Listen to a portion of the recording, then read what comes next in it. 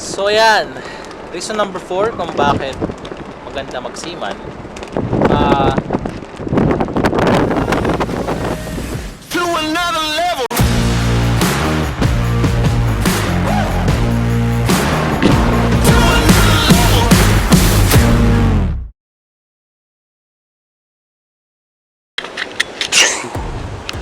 Hey, what is up guys? This is Neil Ladores and welcome back to our channel. So we're transiting sa Great Barrier Reef. This is actually one of the world's 7 wonders. One of the world's 7 wonders. So yan. Maganda siya dito.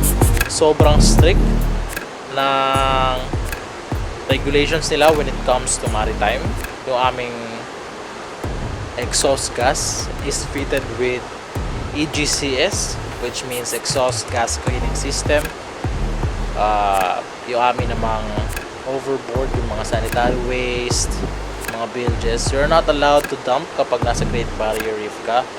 So, sobrang special and masela ng area na to guys.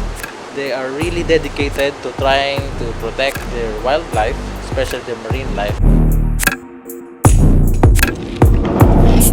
So pag-usapan natin guys ang pagiging seaman, no? So actually ano ba pagiging seaman? Yes, in a way. Ano pagiging seaman sa totoo lang, that's its own perks. May mga perks ng pagiging seaman. Unang una sa lahat, well, first things first is yung money. Talagang sobrang competitive yung sahod ng seaman. There's no job na sa Pilipinas that could either kahit mapat sahod na isang seaman no? So that's one. And another thing is sobrang bilis ng career opportunity para sa mga marine. Although this one is subjective kasi hindi lahat naka-experience ng ganito, depende din sa company and depende din sa sipag mo. Pero if you're going to be really focusing all of your resources, your strength, your time, energy, mataas and mabilis ang promotion talaga sa pagiging seafarer. You can reach the captain rank in 30 years old if you're going to really aim for it. So pero pag hindi naman pwede naman siguro up to 40 years old, it's still not a bad year or not a bad age para maging kapitan. I also think na 30 is a little bit too young. 35 possibly pwede na, but 40 I think is the ideal age for a captain. Lalo na if you're going to be a captain, you're going to be handling a lot of responsibilities. So if you're not that matured enough, lipat tayo na guys kasi ang ingay ay not statute post.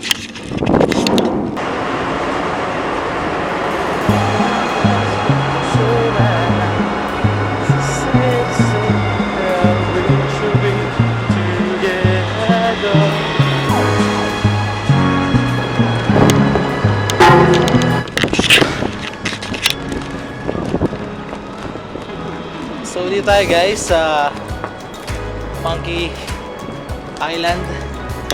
Hiningal ako. Anyway, number 3, third reason kung bakit maganda magseaman is you get to travel the world for free. So legit guys, legit yung sinasabi nila na yun, travel the world for free. Though I doubt if it will do you any good, lalo ngayon since pandemic. Most of the countries now do not allow seafarers to go ashore. Unlike New Zealand actually. Upayag yung New Zealand for shore leave, cruise shore leave. The only downside is some companies do not allow your crew to go out kahit na ina-allow ng country. So if ayaw ng company nyo, kahit na gusto ng ibang bansa or kahit home yung ibang bansa for shore leave, you will still be unable to go out. And sayang ang company yun. Ang company decides, syempre, they put a lot of investment sa inyo, lalo sa mga crew, only to find out na magiging positive kayo. You may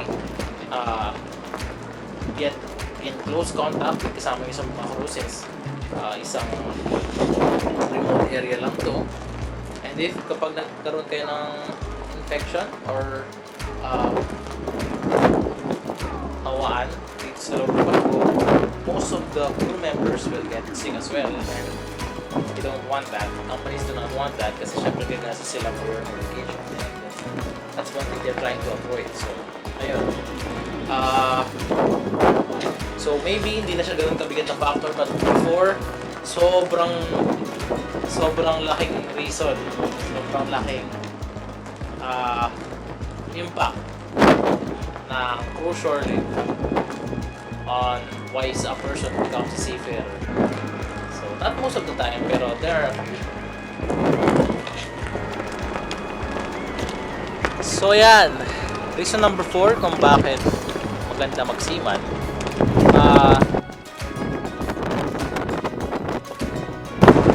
So reason number 4 kung bakit maganda mag-seaman is you get a lot of benefits sa pagiging seaman.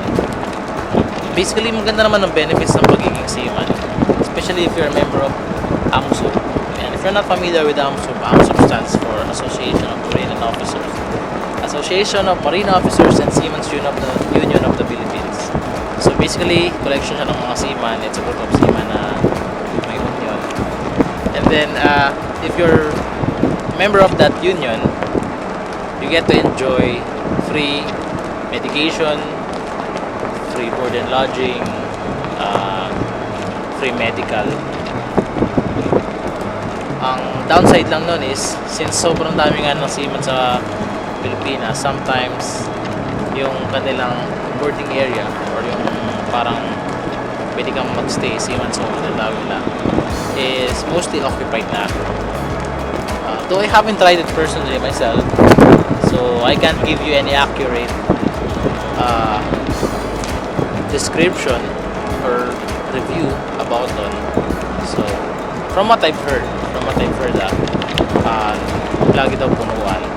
So you need to have booking kung gusto mo magstay doon in advance for them to be able to accommodate you. Pero that's not bad. At least they're still able to give benefits para sa mga seaman. No? And yun nga, libre medical namin.